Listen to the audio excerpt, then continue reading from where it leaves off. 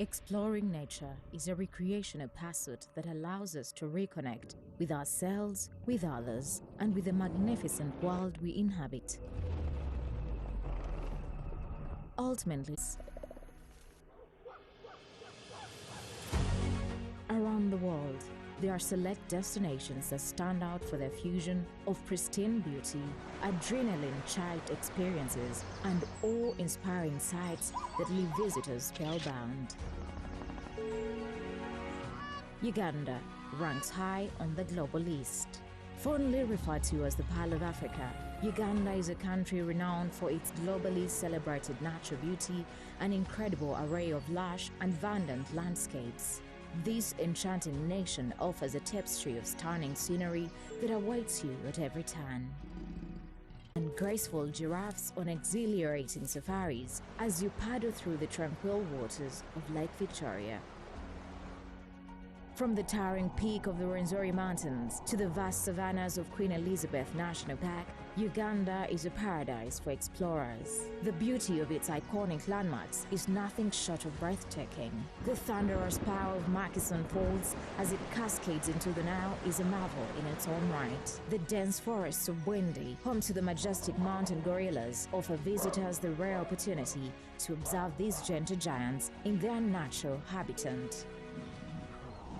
Get ready to unleash your inner explorer and embark on a spectacular expedition through a land teeming with brimming wonders as we invite you to explore Uganda.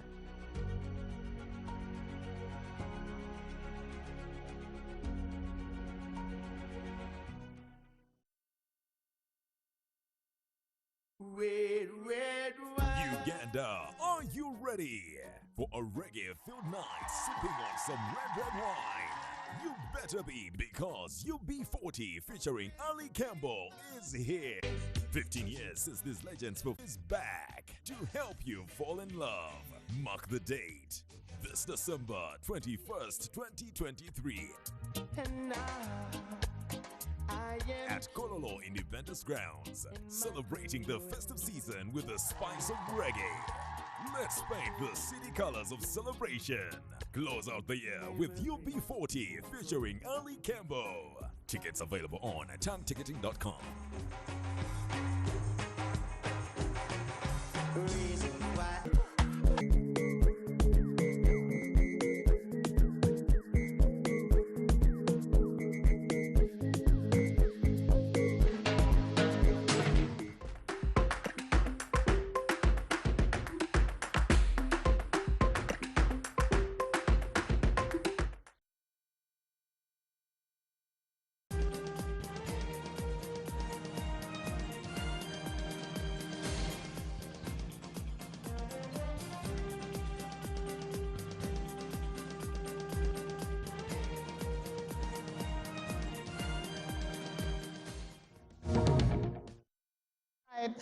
Gentlemen, we are on air now. That is what happens with the media roundtable. But anyway, a very good morning to you. I hope that you are having a lovely time. My name is Mildred, so I say welcome to December. It is the first day of December. It's World AIDS Day, and I want to remind you to continue protecting yourself. If you are positive, continue to look after yourself. Have a healthy meal, and make sure that you don't have to worry about life's happenings. That is not a death row because you are HIV positive. But also for those of you who are not positive, please continue to support. Let's not stigmatize them. Like I said, if you're not infected, you're affected. That is the reality as we commemorate World AIDS Day. But also yesterday, the Conference of Parties did start at the Expo City in Dubai. That is the Conference of Parties 28, discussing matters of climate change. And of course, top on the agenda is climate financing and how to be able to adopt newer technologies and more better energies that can help solve the issues of climate change. And these guys, these developed countries are just not coming through, forthcoming on their climate change. They did promise their pledges, and they're not coming through on them. But coming back to what's happening in Parliament, I mean, for a very long time we've discussed an opposition walkout. They demanded for a release of, the missing persons report. Officially, they did get a response. And we're having them back, I guess. We should be having them back in the Parliament. But is this going to solve the impasse? What more has happened? Of course, we have a 3.5 trillion supplementary that is coming through. Matters of census have to be dealt with. Matters of NERA registration, your IDs, most of your IDs should be expiring in 2025, and yet we need to be planning for the next general election. So that and much more is what we'll be paying attention to on the Media Roundtable. My name is Mildred Tuhaise, and also remembering today being the first, it's 20 days to the UB40 featuring Ali Campbell concert. I hope that you have booked your ticket and you are ready to party with us as NBS Television, because we'll be celebrating 15 years, but also planting 15 million trees. We are contributing to environmental protection for a table of 100, for a table of about 200,000, you're getting more than 100 trees. For a 5 million table, you're getting more than 3 million. I mean, you're getting more than 300 trees. And for a table of 10 million, you're getting more than 500 trees. So please, let's protect the environment. Let me let you in on my guest list. Yes, this gentleman here. I'll start from my extreme right, where I do have Mr. Richard Baguma, who is not only a veteran journalist, senior journalist, but also a media trainer. Now he's imparting the skills and knowledge that he has acquired over a long period of time. A very good morning to you, Mr. Baguma. The long makes me sound like I am expired. Apologies if that made you feel that way. Good morning, Mildred. Good morning to I you. hope you are having a good time. Yes. Only just one comment. Yes. I have been involved in tree planting and climate things for a while. Yes, you have, definitely. And people go announcing targets. I think Ruto announced 15 billion. I was in Nairobi this week, and he has a group that is advising him on this. You are announcing 15 million, but a lot of these figures are random. They are unsupported. Because planting trees needs a lot of things to come together. Because we shouldn't be planting trees, we should be growing trees.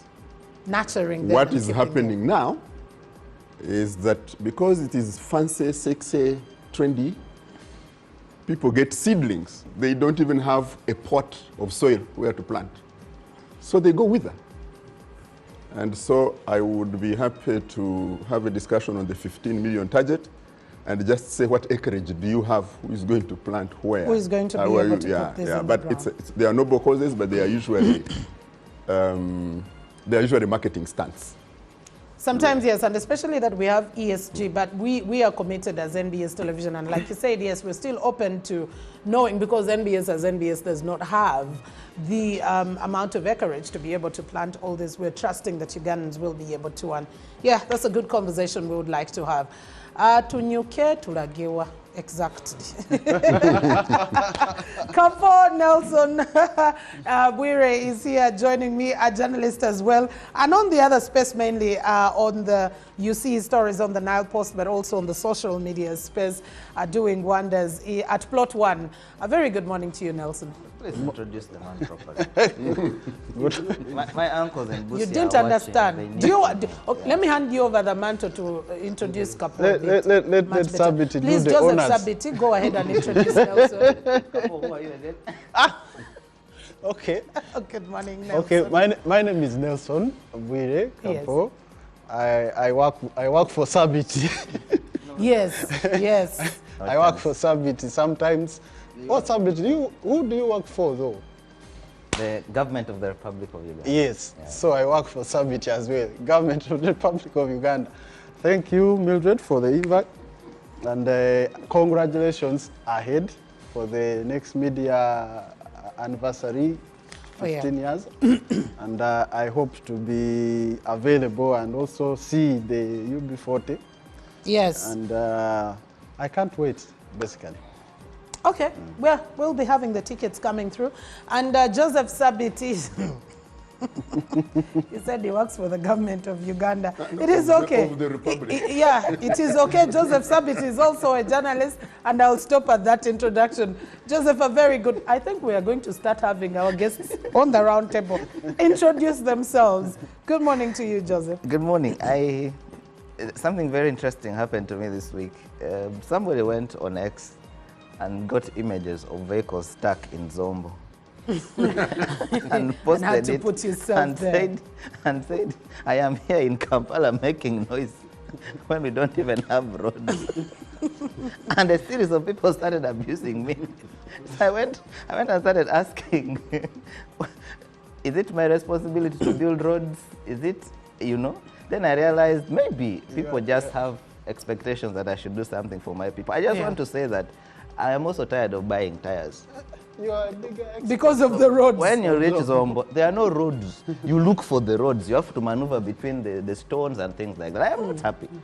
Sitting in a government office doesn't mean that you have I am all the happy powers with, to no, implement that I am and happy do. with those roads. I'm also not happy. I also want to join those people on X and complain. Maybe Kapo I've can not, take I've the not been complaint. abused because of roads, but he has been abused because of roads. So you That should be means able to do something. complete the assignment for your people of Zombo. Okay, do the needful. When you go back. We okay? Mr. Vaguma, would you take the honors to... No, I was wondering what they took this morning. What did you serve before I came? Anyway, I think it's the fun of getting into December. Mr. Beka Bate Lule Chirwana, I promised him that I'll be mentioning all his names on air, and that is how he likes it. He's a journalist. Joseph thinks he's an activist, but he is a journalist at the end of the day. Beka, a very good morning to you. And a PhD student, right? Yes. Exactly. Let me say this. No, they don't call them students. No. They call them PhD. candidate. Okay, PhD fellow, Fellow PhD candidate. Yes, whatever. Now, let me say this. Good morning, Beka. Good morning. Beka I is think also for me, the only anti-Museveni person who is still not missing. let me say Is this. around. You know, these NRM functionaries, I don't know, like Baguma said, what's wrong with you? But let me say this. I think Sabit, journalism, and I know a great deal about it because I've done this thing for the last 13 years. And I have also done a lot of academic work around it, so I am speaking with a lot of authority on it. Journalism and activism and the state of the well-being of a state or a people, they are one and the same. Therefore, Sabit is not saying anything Right or that anyone wrong, should but he's think just- about. Yeah, because journalism, But just this journalism morning we should agreed that always you're a former journalist, no, so no, now no. as we're Journalism working should here. always offer a voice to people who don't have one, because that's why we exist anyway. But let me say this, in your introduction, just a small thing. In your introduction, you talked about the news that have made the headlines. There is one, and I know it is not one of those we are going to discuss, but I have passion for. Yeah. The court yesterday, the other day, the Court of Appeal also okayed the sale, the auctioning of the properties of Uganda Muslim Supreme Council, and I'm one of the Muslims who are the owners of those properties. And the Court of Appeal said, no problem, go ahead and auction, including the old Kampala. And yesterday I saw leaders who didn't agree with the Mufti being kept outside the General Assembly. I think for me, the comment I want to make, and very briefly, is that we have people who should be in Luzira as our leaders. And what you see, I can understand if a politician is a thief, because morality, when you understand morality and politics are not the same. Politics was taken away, morality was taken away from politics because they delinked politics from religion, and therefore, and religion means morality. So when they took away politics from morality from politics, the politician can do anything and they go away with them. And But I you can don't understand expect that But from I don't religious expect leaders. a religious leader who has to be moral, to do an immoral, made an immoral thing. So I think for me, the comment I want to say is that it is unfortunate that we have people who are candidates of Ruzira masquerading as religious leaders, and that's why I want to end the comment. All right, thank you. Thank you for the comment, no and I names. feel your pain. I totally feel your pain, Beka Bate, but I mean, matters of court and religion But Mildred, sometimes just on that, are very you're a scholar. Yeah. The very foundation of religion was on conquest, force, and capture and domination of people. So why are you surprised that It is not, domination yeah, it is not surprising. now? And these very people come from the See, society. you're reading your book selectively. No, that's the problem. These people come from a society whose moral fabric is already broken. The very foundation of religion was conquest. Yeah, I will take my show back now. Yes. Thank you so much for, lest I am hijacked. But well, let's talk about Parliament. Joseph Sabiti, would we officially say that the opposition is back? Because the last time we were having this conversation, it was about not the discussion of whether they return or not, because at some point in time they were definitely going to return. But we were talking about the legitimate issues that the opposition was raising, demanding to have a report. Was that a report they think was interesting enough for them to be able to return? And can we say that opposition is finally back in the Parliament? Mildred, I have had this conversation with a lot of people, and I have asked myself, was this an opposition boycott or the boycott of the willing? I think a few hours ago, I saw a comment from the Honorable Nathan Nandala Mafabi on X saying that, one, if the opposition wanted to orchestrate a boycott, they would have to first meet and collectively take a decision and determine the parameters of their boycott. And if I'm to quote him, he said, you boycott plenary, then you attend committees because you want money, then you go to the canteen and eat. I'm quoting Honorable Nandala, you go to the canteen and eat food. He actually said you eat food twice. And then you want to travel abroad, and then you are boycotting. That's the Secretary General of the FDC. That is one of the recognized opposition parties in the House. I also had the opportunity to look at the clock-in matrix during the boycott time. And I know that all parties at one point were present in the House. There are National Unity Platform MPs who clocked in during the week of boycott. The Democratic Party is not for boycott. The Uganda People's Congress is not for boycott. So it has been, it's been a contestation on whether it is an opposition boycott or a boycott of the willing. But that aside, for me, I think the most important thing was that the Honorable Matthias Mpuga, as the leader of the opposition, made legitimate demands to the House and asked that the government responds to their concerns about missing persons. I have stated here before that I am not one of those who is comfortable sitting in a country where Nelson Kapo gets lost and nobody knows where they are, and the country cannot account for them. I don't think that's the practice we want. I don't think that's the project Uganda that we're talking about. So to the extent of their demands, I have always stated that I think there was a legitimate demand on the table. The presiding officer at the time of the walkout, the Right Honorable Thomas Taibwa, granted the government 30 days to respond. The Minister of Security asked for an extra week after the expiry of the 30 days. And on the expiry of the extra week, General David Muhoozi delivered a statement to the House. The leader of the opposition was granted a right for preliminary response because the report was quite big.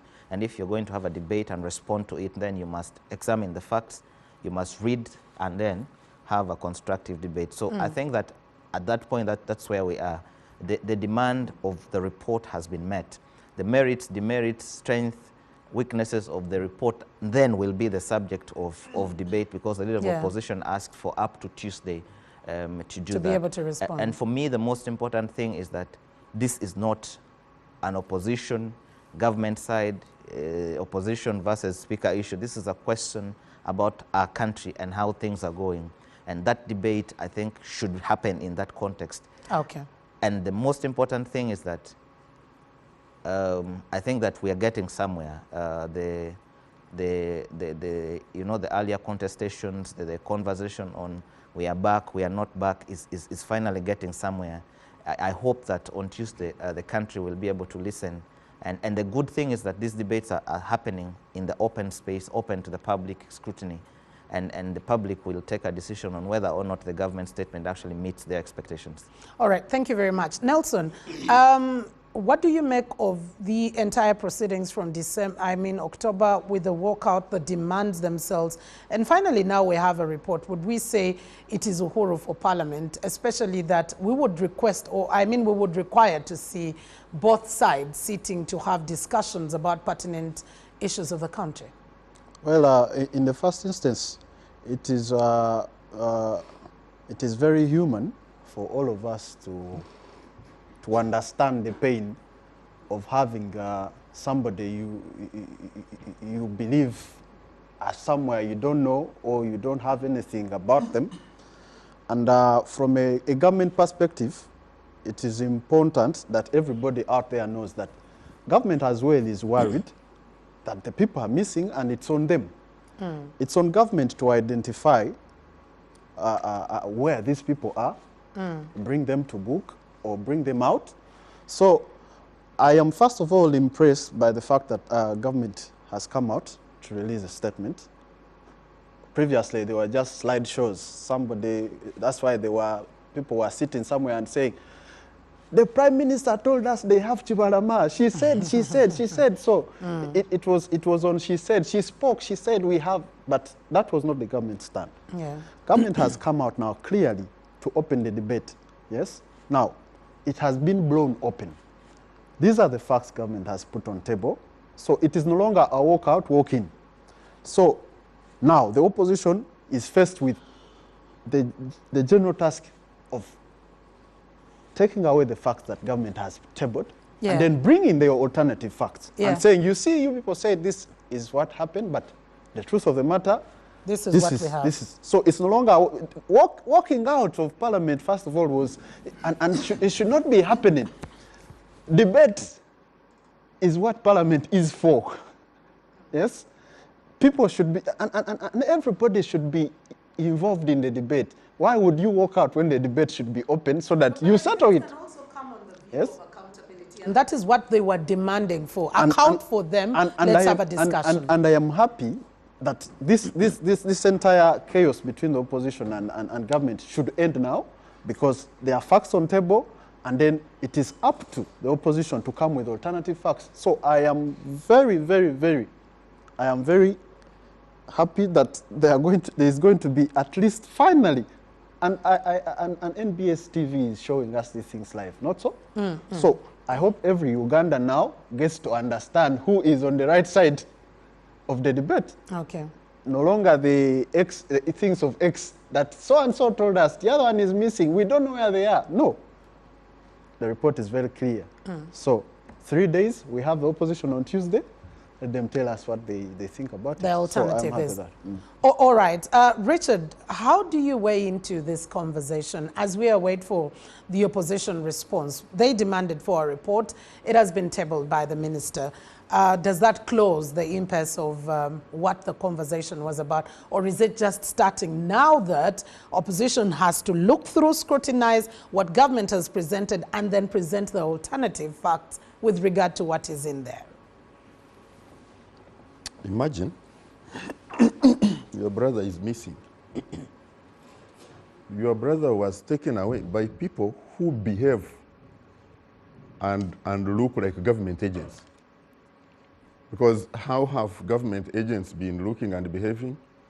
They come in a drone, unmarked, sometimes the numbers covered, sometimes the numbers okay, in either slippers or jackets that are not,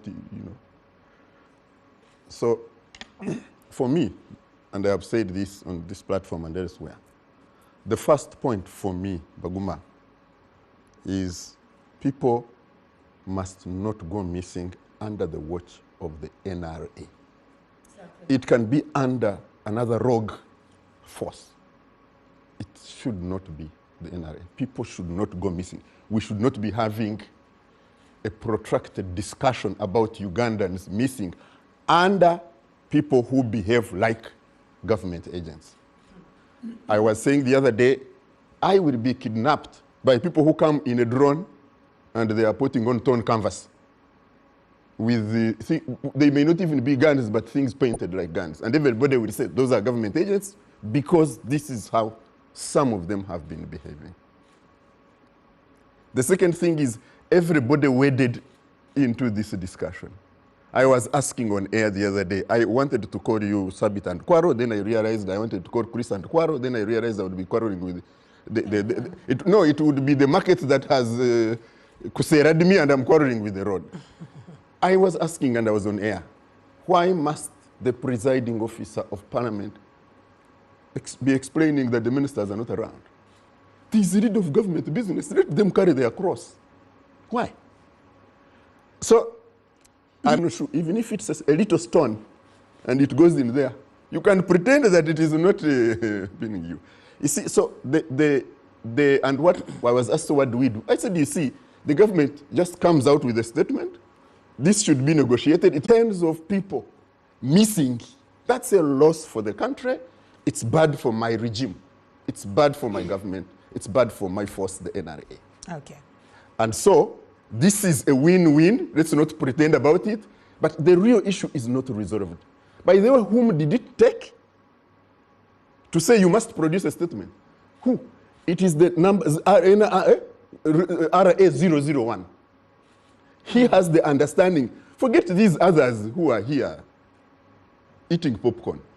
Just it took RA001 to understand that you can do a statement. And why do you keep, my pain was, why do you people keep this on the radar? What did I say the other time when I was here? This thing would have run away by itself. But this one wades in and makes unnecessary comments. Why? Then it comes back into the headline.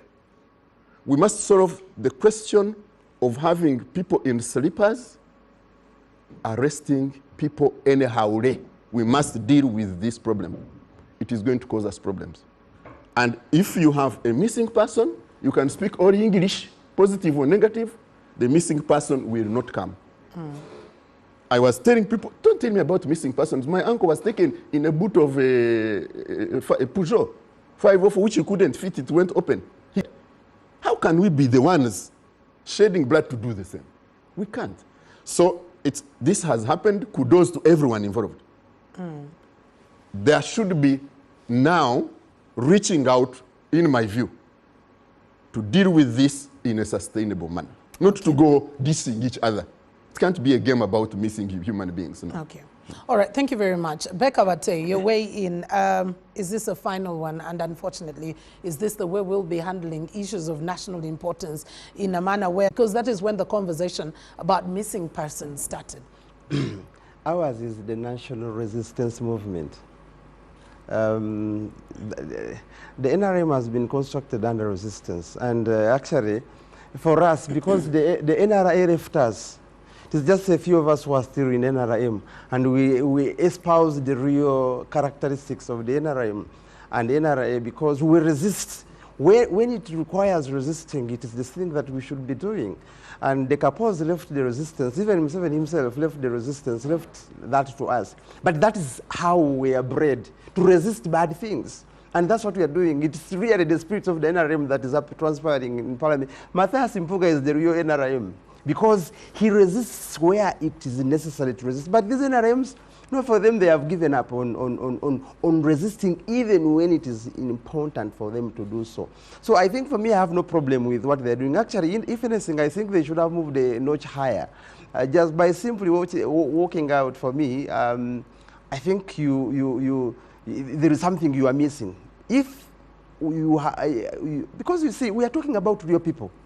So for someone to say it's a debate, we are not interested. We are talking about real people. I've spoken with the family of Chivalama. His children who are 0 years are now 3, 4 years, 5 years, who are 2 years. These are real people we are talking about. For the ministers to come here and say things that are, there are no words to describe them. We are talking about real people. This is not a debate. For me, I expected the minister to tell us, where is Chivalama? Where are the other people? Because we are talking about real people. Where is Muhammad Kanata? These are real people. We are not, it's not simply a debate. So for me, I think I am not interested in what the minister comes to whitewash in Parliament. I'm interested in new answers. They should own up. They should tell us, okay, we are very sorry Chivalama was killed in an exchange of fire. And his grave is here. We can hear them. For the minister, and it is true, the minister said that there are some people in the opposition who are using this opportunity to go and ask for asylum. It's a fact, I know that also. But if it is true that a particular person got asylum somewhere else, the state has capacity to get this information. You know, if you say that a particular people of the 18,500 have got asylum and have claimed asylum in Canada, you have capacity to check that out. You are state, for heaven's sake. So let them give us answers that you see of the 18, so and so and so and so is here and there. If they are dead, they should tell us. These are real people we are talking about. You have no, maybe some of the people involved have no understanding exactly what it means to lose a person. And you see, you would rather someone is killed. I know during the November riots, people were killed. And the minister yesterday said there were 56. The last time the police had given us 53. But we were at the mortuary there as Uganda Radio Network. And by the time we left, we had counted about 80 people. They just asked, mugende. Because they told you, that story was carried on our thing. Because we stationed a person there counting everybody that was coming in. So even the idea, but those particular people whose people were killed, they have a closure because they know there is the grave of my son, there is the grave of my father, there is the grave of my sister. But you have a person going missing for 4 years and you don't know whether they are dead, whether they are alive, and you hear the ministers speaking with absolute, without care at all. And let me end with one thing that Baguma hinted at, Sabiti's boss. The speaker, at first, she was cooperative. And when I say speaker, I also include the deputy speaker. They said, you go and bring a report. And they recognized that actually the opposition had a reason to put on table. They were resisting, the real resistors, the real NRMs had put up reasons to resist what was happening. And the presiding officers rightly told government to go and provide answers that are actually answering, not just any answers, because you can put answers but wrong answers. We don't want wrong answers that the minister was providing in parliament. We want correct answers. And what are correct answers? Where are these people? Exact location of the people, whether they are dead, whether they arrived, those are the answers. But the presiding officer then, when she returned to parliament, she acted as though the problem was with her. The problem was not with her. Then she started counting days. I was wondering how she was going to expel 100 MPs from parliament. Because the government that has no money to organize elections for LC1, how can they find 100 billion for general elections? And Museveni doesn't want elections anyway, more so in Central.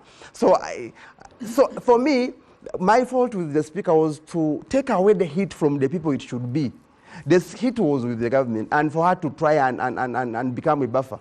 So I think but when she returned last time, I think she spoke with the, I don't know who she spoke to, Sabit can tell us. At least she behaved as though she had rescinded, she had walked back on what she had been doing earlier in the area sittings. So, and I think that is the direction it should be taking. The heat is on the government because it is the government that kidnapped the people. Last week I wrote a story about... what if the government doesn't know some of those and has to do an investigation to find who exactly? Kapo will come masked, kidnap Mildred, or I will come masked up and kidnap Joseph, and it is not government really, because I have scores to settle with Joseph, I whisk him away. You see, you have seen where we have had fires in schools and the government compensates people. Why? It is not the one which has brought the fire. The primary role of a government is to keep people and their property. It doesn't, in Uganda, we don't have any other prayer than the government. So if there is any other prayer, the government is the one to explain who is that prayer. Because for us, we did not vote for anybody else. We know Yoweri Kaguta Museveni and his forces. So if there are other prayers within the country, that's why every time he comes and says there is ADF, because it is a prayer who is not recognized. The only prayer we know in Uganda, it doesn't matter who watch face the other. It is the government. It is the government to deal with these faces. Unfortunately, the government acts like a face itself. So we can never tell whether it is the actual face or it is the government, which is because it is acting like a face. When you send people in drones which are not marked, in slippers, and I saw them arresting Lubongoya and Senyonyi the other day.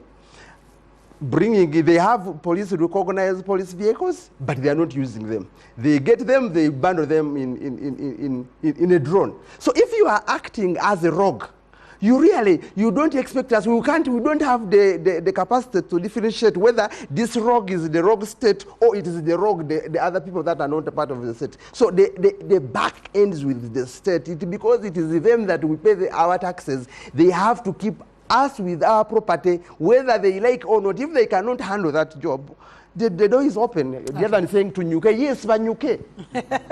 All right, thank you so much, gentlemen. We'll need to be taking a very short break. And when we return, we'll be discussing the alternatives to having to deal with salient issues in Parliament. Will walkouts always be the solution or the communication point? Let's get back.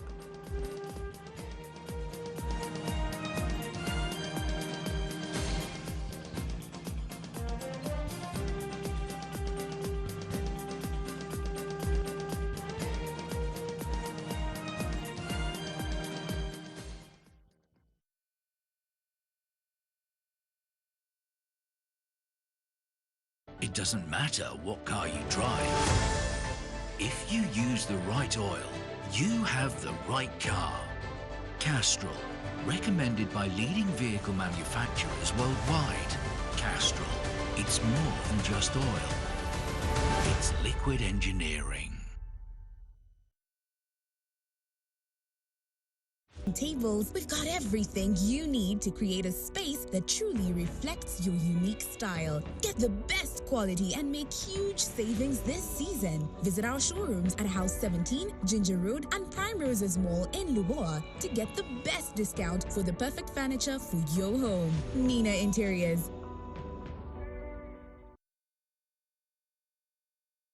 Uganda, are you ready for a reggae-filled night sipping on some red wine? You better be, because UB40 featuring Ali Campbell is here. Tickets available on timeticketing.com.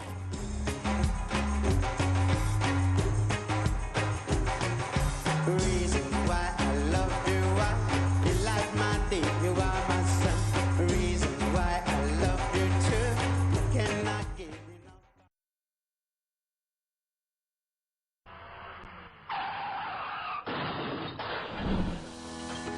no. Life can change in the blink of an eye. Join us and make a difference by running for road accident victims at the Contractors Run 2023. It's happening on Sunday, 17th of December at the Kololo Independence Grounds from 6 a.m. to 10 a.m. Every step you take will contribute to improving emergency response services for road accident victims. Join us to give blood and share life with accident victims. Visit us at multiple locations every day from the 11th to the 17th of December between 8 a.m. and 5 p.m.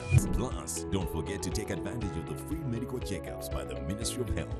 The Contractors Run is brought to you by UNAPSEC in collaboration with Uganda Blood Transfusion Services, Ministry of Health, Ministry of Works and Transport, and partners.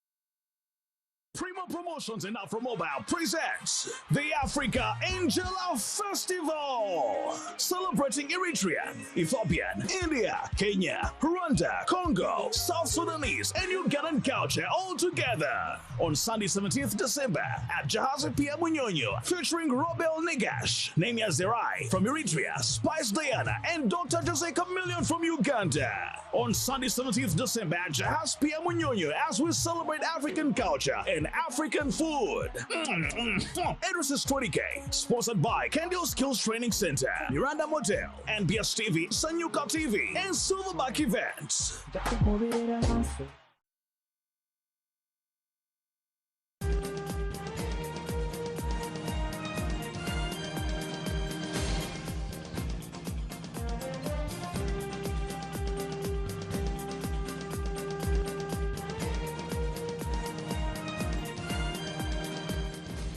Let's get back, gentlemen. Thank you so much for keeping it NBS Television. This is the Media Roundtable. And every Friday, yeah, we never keep quiet. That's the reality. Even through the break, every Friday, journalists in their perspective make sense of some of the stories that are making headlines. I do still have Mr. Richard Baguma, Nelson Bwire Kapo, Joseph Sabiti, and Becca Batelu Lechidwana. Those are not two people. It is one person.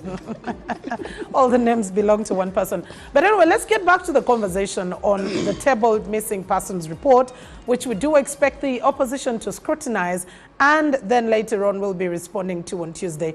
For me, and I'll start with Nelson, and especially on the issue that you mentioned, the parliament is a place for discussion.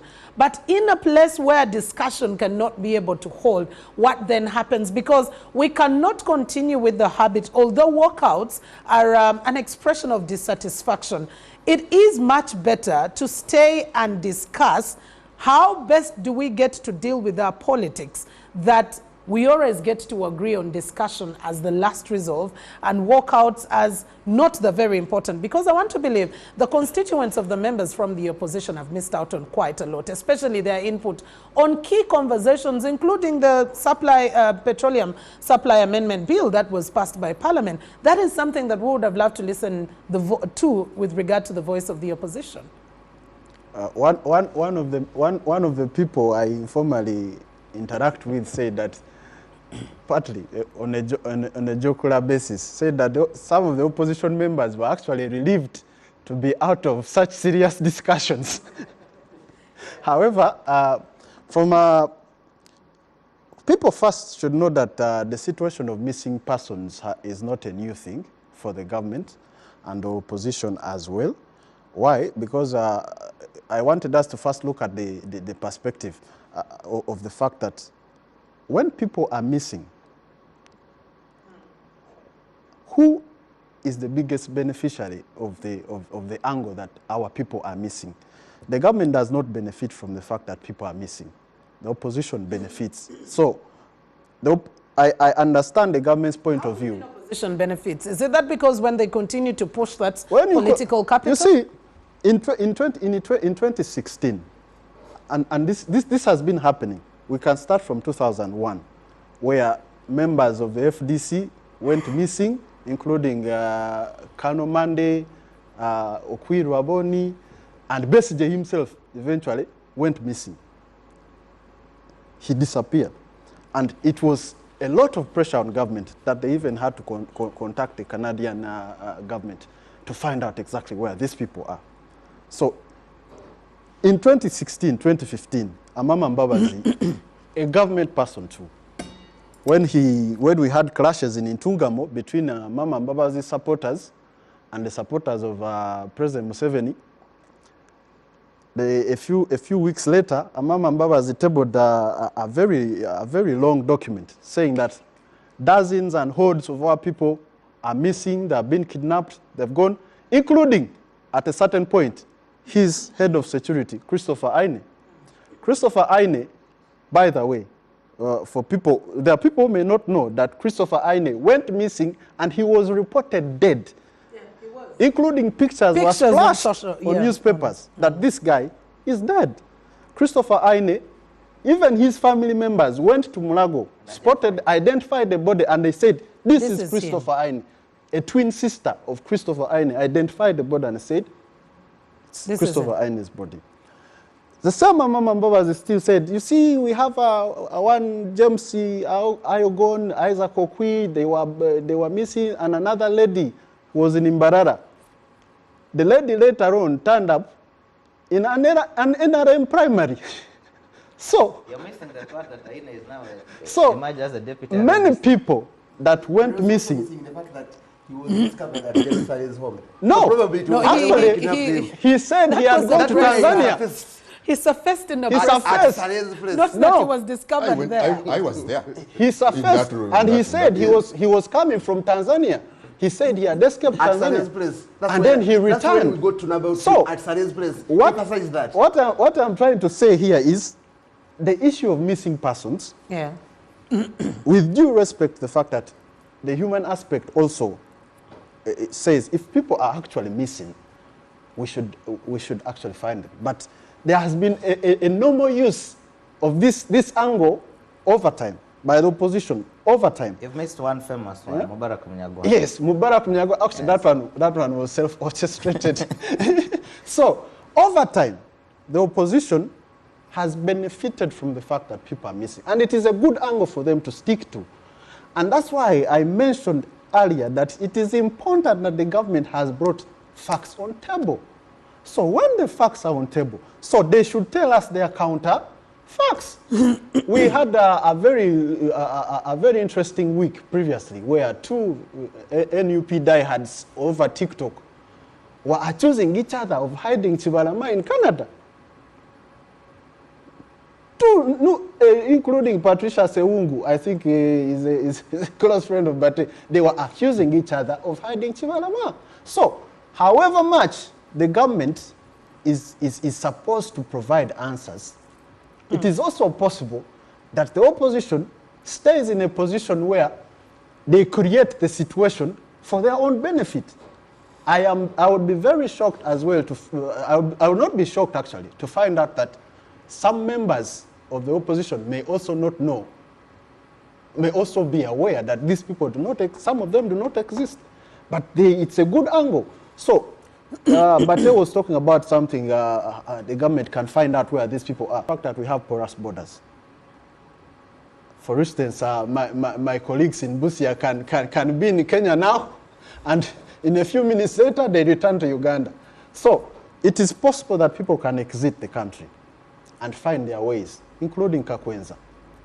He exited the country.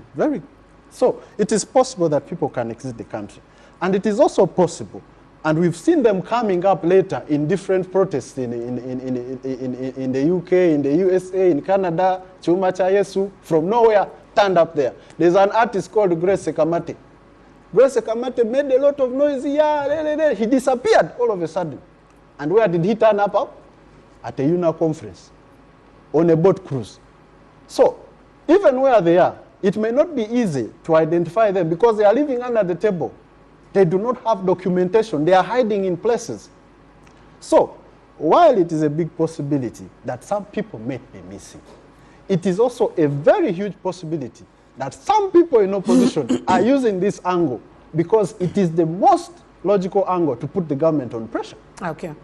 Thank you very much, Nelson. Back to you, Richard. It loops into two conversations. Number one, human rights violations, which are a stand that the NRA, your government, said clearly this is what we've come to fight. But also there is the angle of we establish a parliament, a democratic representative parliament that we expect will sit down to discuss angles. And at some point in time, discussion seems to fail. What brings about that? How do we get to solve future impasses where we don't have to lose out a part of the parliament because we're under multi-party dispensation? This country can run without parliament. Yeah, sure.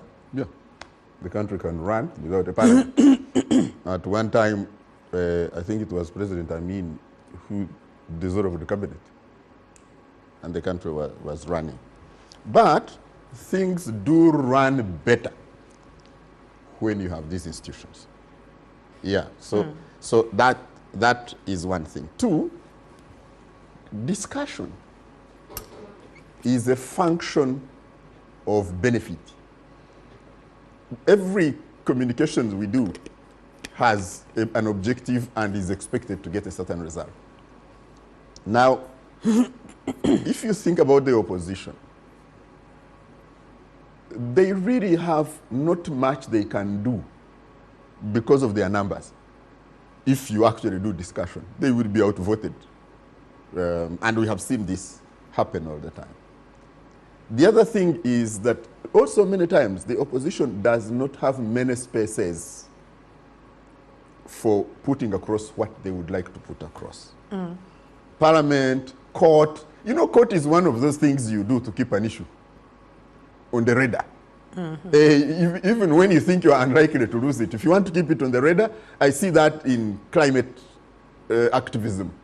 You go to court, the issue remains on the radar. But also, the because I think Paul was raising an important issue. I have come across people outside here who go for really a chair. Really, they are going for economic reasons. But the way to go is to create a political situation around yourself.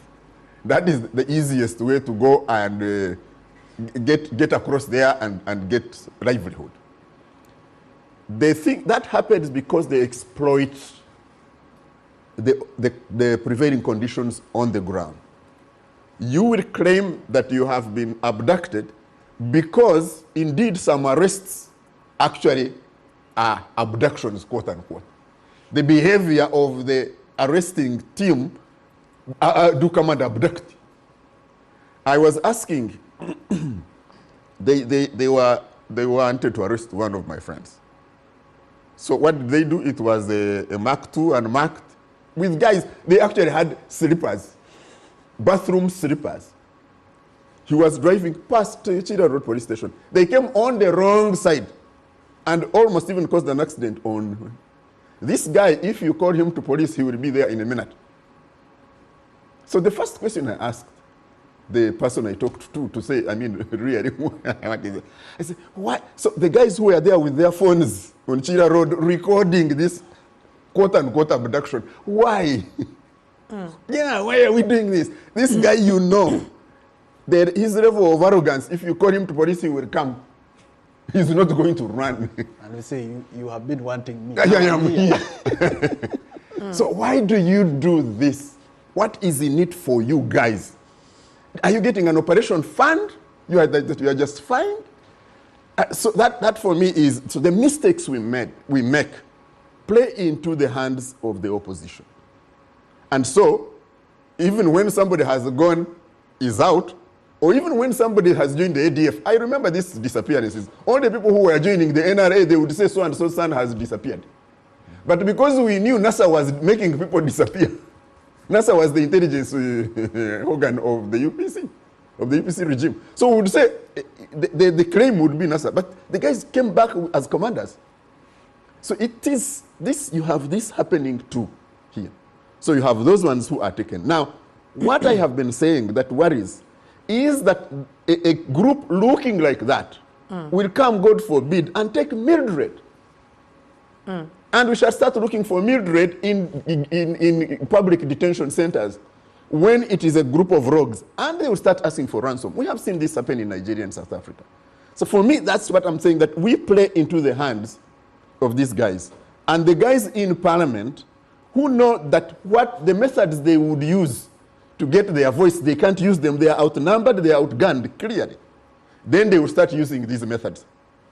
It's also a relief when I've spoken to one of the friends. And he said, I have time to go to my farm. Yes. And so that's why for me I was asking, what is so difficult to have a statement? What is it? Bring a statement, it win for the opposition wanted to come back to Parliament. Some of them had already started coming back. They will walk back. And this story of missing persons, then we can sit down and deal with it and say, but you know, Mr. Mpuga, you are lying. Chibarama is in Canada and you know it. Why are you telling lies? Okay. So that should be able to solve the impasse. Then we sieve out those ones who are actually missing. Yes. Because we know people go missing anyway.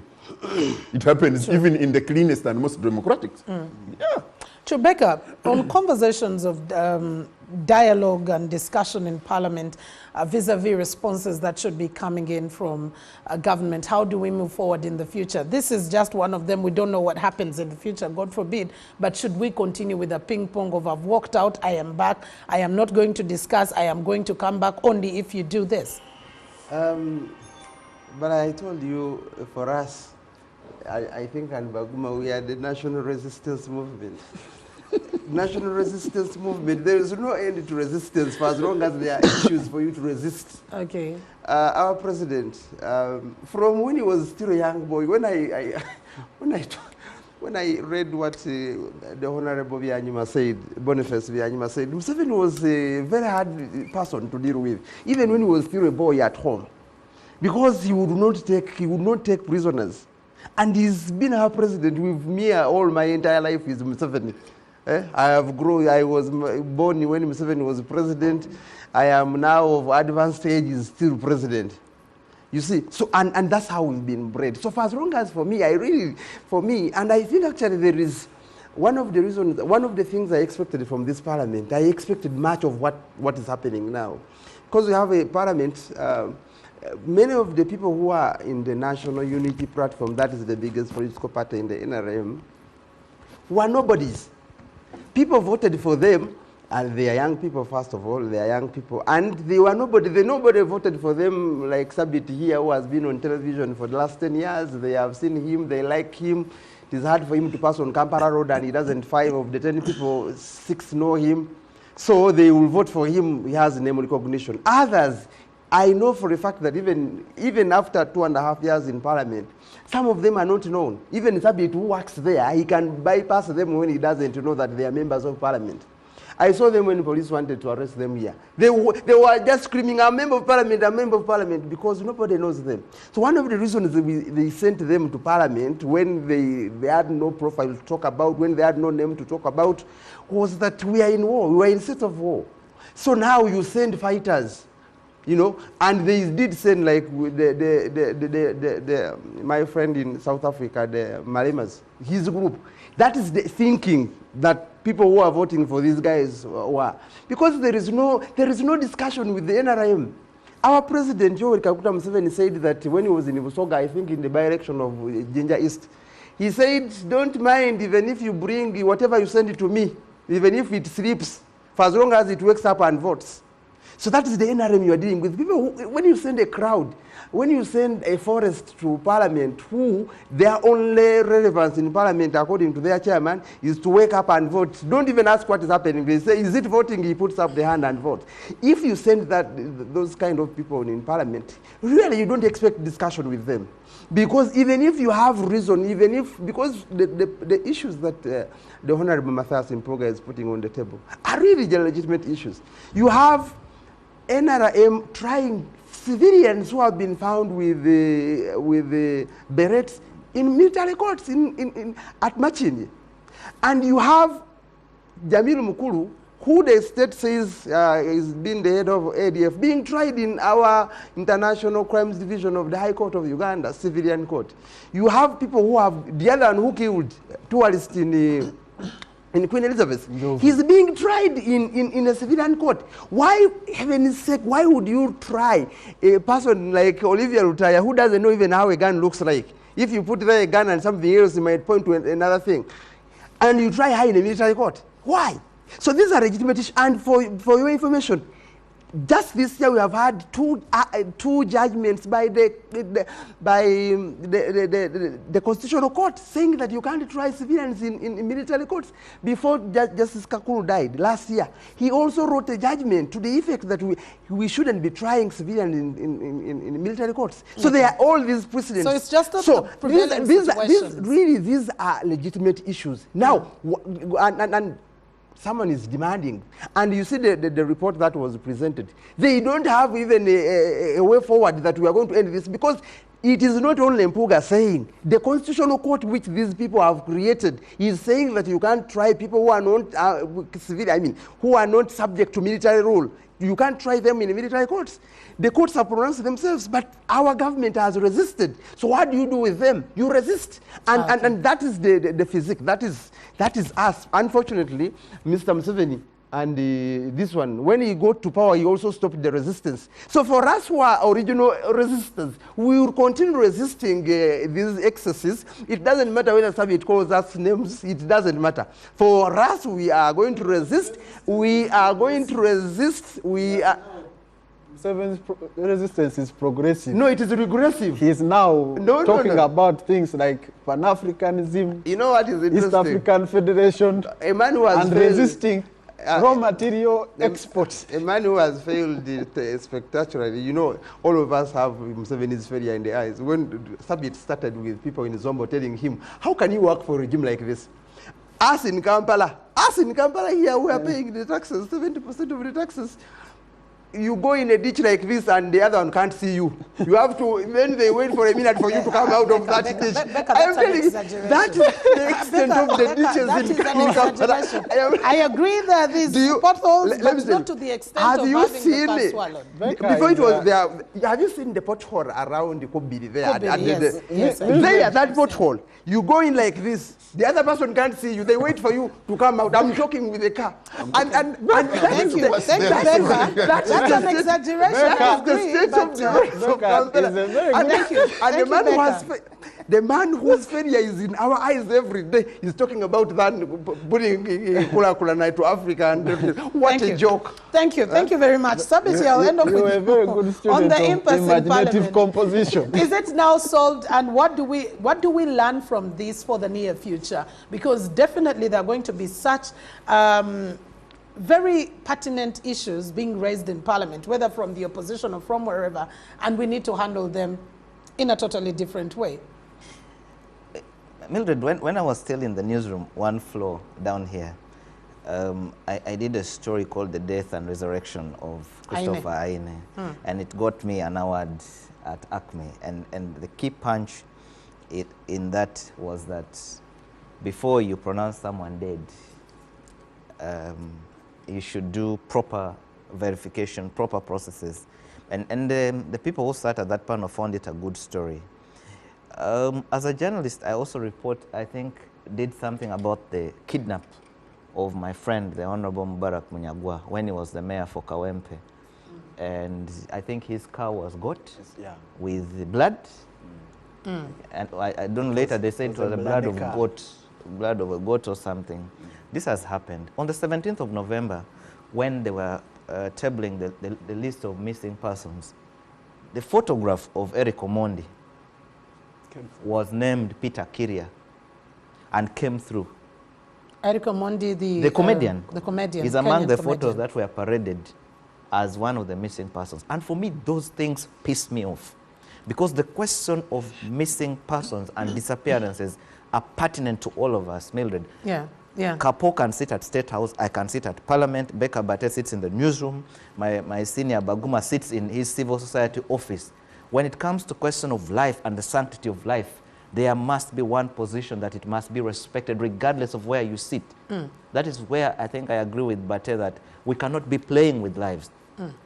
When we're putting the government to task to explain these incidences, when you show up with a photo of Eric Omondi, you're giving an easy exit. I can discredit your entire conversation based on that one. Right? So I think that even on, let me start with the side that is pushing for the responses from government. We can do better than some of these issues. The bottom line is that for me, the Honorable Matthias Mpuga has asked pertinent questions. Those questions need to be answered. The responsibility of taking care of people, looking after them, making sure that they are accounted for relies solely on the state. It is not the responsibility of the opposition. It's not the responsibility of anyone else. The president, many years ago, said he cannot preside over a country where people get lost and they're not accounted for. And I think Baguma is a true NRA, because I think he's right when he says that it took the president saying that we must explain to the country, we must be accountable to the country. For me, that's a good step. On the side, I want to also give credit to General David Muhoozi, who presented this report in the House. He demonstrated that brains, empathy, being human, and using your head can actually work in this country. He demonstrated that when you take your work seriously, you can actually help in solution finding and ending to the impasse. So Mildred, he has tabled that report. My brother, but I had you raising some things. Actually, most of the issues you're raising are in that report. You can critique it, you can agree with it, you can disagree with it, but they are captured. So when we, and by the way, Becca, I work in Parliament, so I have the opportunity to interact with people from all sides of the House. This particular issue is not an opposition issue. Speak to die-hard NRM members of Parliament. Talk to them, meet them, call them and ask them what they think. Actually, the push to have this debate fast-tracked was more intense on the NRM side. When there was a boycott, every day you had Barnabas Tinkasimire, Maurice Chibalia on this side saying, Madam Speaker, this house is looking ugly. That is a sign that it is no longer a partisan issue. And I think that my colleagues in the Fourth Estate should frame the conversation about missing persons above politics.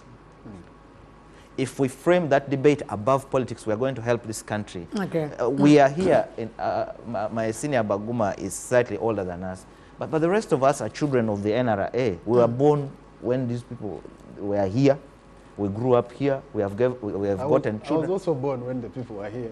Okay, you joined them later, but yeah, you represent them. Oh, he was born in them. So our conversations, and for me, this is what bothers me. When you go on these social media platforms. Yes, as you and Joseph. Yes, and on an X especially, the conversation about transition is active. And people my generation are not having sensible conversations. We're describing our heads. Others are saying, come and I employ you to look after my cows with your PhD. Others are saying, you have a triangular neck. And my generation, I keep saying this, that at my age, the General Muntu were younger than how old I am now. General Muntu was in command. Yeah. In 20s, the Kanobesigers were leading the country. They were offering constructive conversations. The General Sejusas, the NRA, the original NRA, the General Eli Tumwines, were having constructive conversations about their country. Can we start having that conversation about Project Uganda? I keep saying this. President Yoweri Museveni will go one day. Before him, the problem was Obote. After Obote, the problem became Amin. After Amin, the problem became, now the problem is General Yoweri Museveni. I can tell you that one day, it doesn't matter when President Yoweri Museveni will go, but what conversations are we having as the generation that is supposed to be pushing forward Project Uganda? All right, I think that's a pertinent question to raise, and especially when we all agree that pertinent issues such as human rights and missing persons should not be politicized. It's not a political talk. It is fundamental because today is the other person, tomorrow it could be you, and no one will be able to stand for you. Let's take a very short commercial break. We'll be right back to wrap up the Morning Breeze Media Roundtable.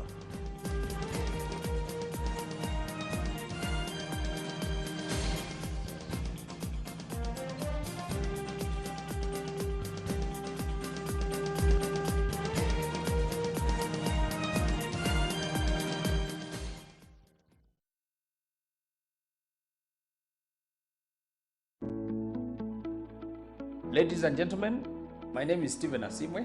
I'm the Chief Executive Officer of the Private Sector Foundation of Uganda.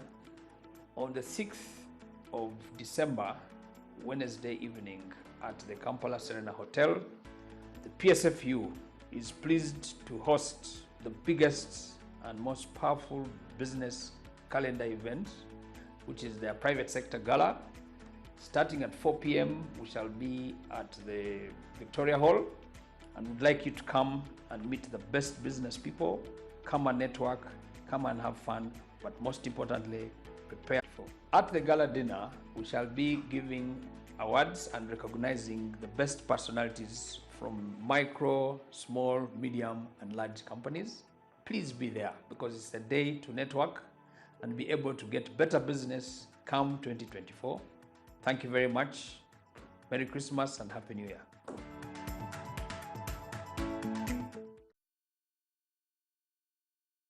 Bannange mujje mulabe music, mujje munyumirwe music, mujje mulabe abantu abayimba okuva ku mwoyo, mujje bangi, mujje mwenna.